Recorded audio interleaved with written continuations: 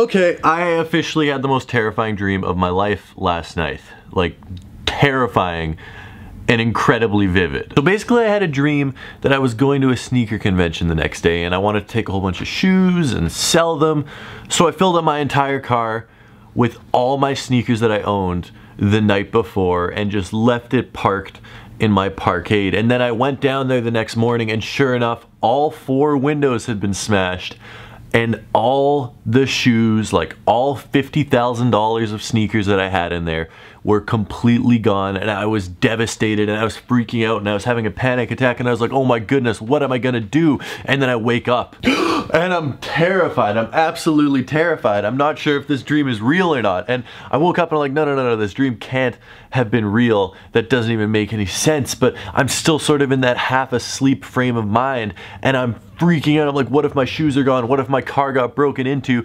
At 4:54 in the morning, I was so unsure of if this dream was real or not that I walked downstairs to my parkade in my pajamas just to make sure my car wasn't broken into. I know it sounds ridiculously stupid, but it was one of the most realistic dreams I've ever had in my life. Thankfully my car is good, and we still got my sneakers.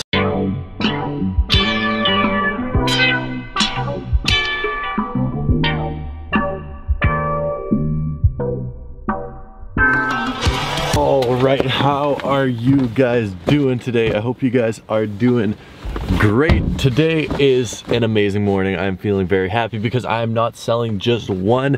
I am selling 2 pairs of sneakers, which is always awesome in my never-ending quest to finally sell all the sneakers in my collection that I don't want.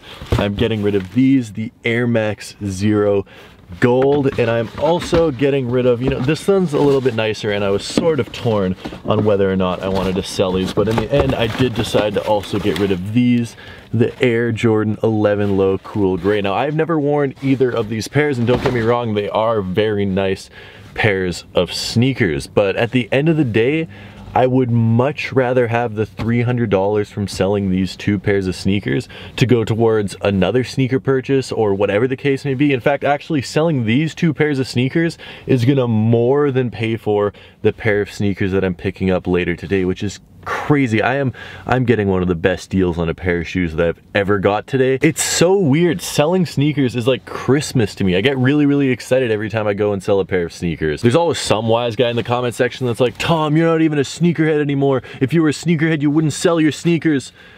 I think you can still be a sneakerhead with 60 pairs. I don't think you need 300 pairs. I mean, these are really nice, but I would much rather have the $300.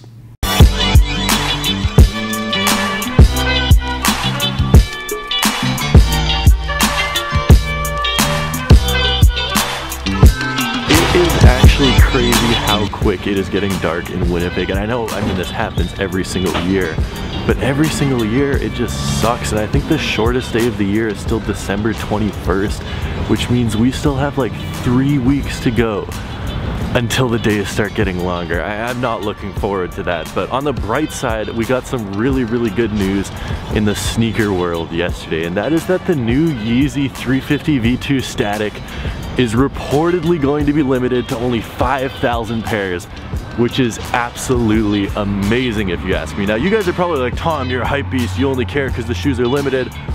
Wrong. I don't even like the Yeezy 350 V2 Static. Am I still gonna try and buy a pair to do a review? Yes, but do I need a pair in my collection? No, I do not. Never jaywalk, it is very dangerous. The reason I'm excited is because this actually brings, well, excitement back to the sneaker community. It's not a sure thing that they're gonna get Yeezys on release day. You're actually gonna need to try and camp out, hit up a plug, get a bot, get lucky on a website. It makes it more fun to try and get sneakers. If every single week you get a W, then they don't really mean anything. I mean, that's pretty much what I expected to happen. Adidas is way too smart of a brand to just let all the hype die from their product. But I wasn't sure if it was gonna happen immediately in 2019 or if they're gonna release more crappy GRs that no one wanted. Anyway, I'm actually really excited.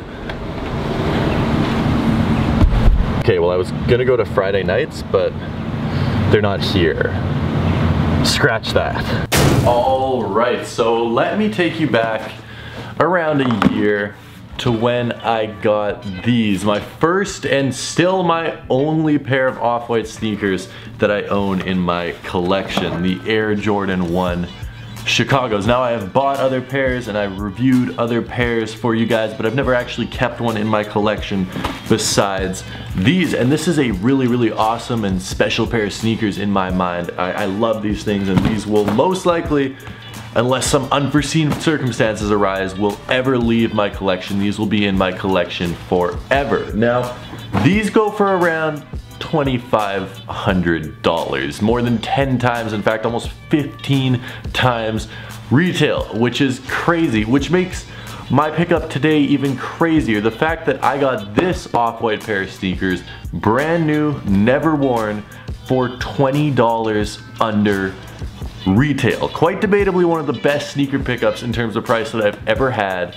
$20 under retail. Now bang, here is the box, and this has to be one of the coolest shoe boxes I've ever seen in my life. I don't think it's even debatable. It's this clean gray with this awesome orange print and these big orange freaking polka dots all over the place. I think this probably gives away what it is for most of you guys. That is so cool. The box, I know it's a super minor little thing and it probably doesn't matter to 90% of you people, but I think that is awesome. These are the Nike Zoom Fly Mercurial Flyknit Off-Whites. So as I was saying, I picked these up for $20 under retail. I was cruising around on Kijiji, which is essentially the Canadian Craigslist, and these popped up and he was selling them for retail, and I messaged the guy and I was like, can you do $20 under retail? And he's like, yeah, sure. Why not? It turned out he was a viewer of the channel, met up with him, bought the shoes, no problem, sneakers and stuff, receipt, bag still in there, and the shoes right here. These things are gorgeous. Oh my goodness. Lots of people were saying that the pink Off-White Zoom Flies, the ones that I took a look at last week, were the brightest Off-Whites in existence, and I think that is still probably true. But these are a very, very close second. Like, the orange on this is so bright. The amount of hot pink that they have on the Zoom Fly is essentially the amount of neon orange that they have on this Zoom Fly Mercurial right here. I think this is such an underrated sneaker. Now, this was one of the OG Off-White releases. This is before we knew they were gonna pump out 1 million pairs of them. Correct me if I'm wrong, except this was the first release outside of the original The 10 collection that was available to the public. Like, this came out very early along in the Off-White lifespan with Nike and their collaboration together. So this should have still been really hyped up in my mind, but not the case at all. These do not resell for that much. Now, keep in mind, they still do go for around $75 over retail, which makes the fact that I got these for $20 under retail all the more impressive. I mean, if these were a pair of Yeezys that I got for $20 under retail, you know what, I can understand that Yeezys are not really selling for that much, but these for $20 under retail, I was genuinely surprised to see that price, because I do really think that these are worth a lot more, and if I wanted to flip these, I could easily make $90 to $100 off of these